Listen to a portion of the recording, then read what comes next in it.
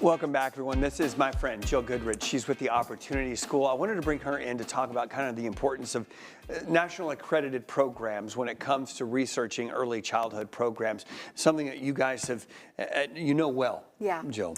So yeah, Opportunity School has a long history of being focused on quality, and that's really what that national accreditation says to families, says to our community, and it's really unique to the Panhandle. We're one of the only programs in the Panhandle, and it's been part of our history for a long time. We started back in 1986, and we were among the very first programs in the country that were accredited. So we have a long history of meeting those quality standards that change as time goes on. I feel like every year something would change. What did you guys have to go through to get that accreditation? So it starts with a self-study.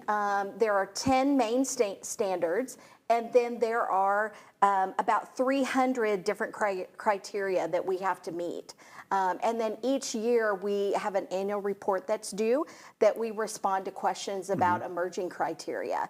There were a lot of things around language and literacy after COVID. And, so it always evolves. But the main thing is that we know the data tells us what makes a difference for kids in their learning. And that's really those positive interactions with adults that love them. Children learn best when they're in that kind of an environment, whether that's home or school, and that, I think, really makes Opportunity School unique. No doubt, and we know how needed it is, because the research shows that early childhood education is so impactful. I was just at a meeting earlier this week in Midland, and Dr. Ray Perryman, who I guess is in Amarillo today, talking to some groups. He's an economist, and he talks about the things that the United States is really good at. And the thing we're best at is new innovations and figuring out the next big thing. The internet, AI, all those things we're great at.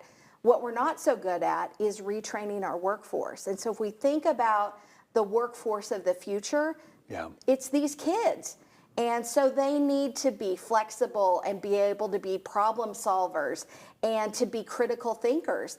And all of that good stuff starts when their brains are growing at their fastest rate ever. And so I wrote that down because I didn't want to forget that. And it supports our workforce today.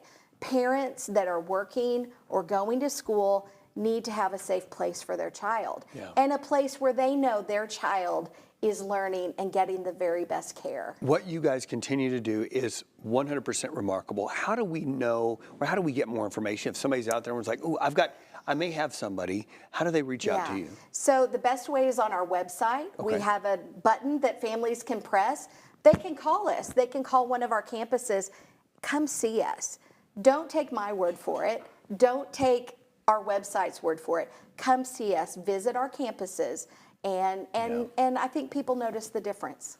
Jill, I appreciate you. I appreciate all that you guys do, and I know that our community is better because you guys are in it. So thank you for continuing to speak life into these young kids and training them up. I absolutely love it. We got more Studio 4 after this. Our friend Dr. Teresa Baker in to talk about how to get ready for the holiday season for those new and expecting moms.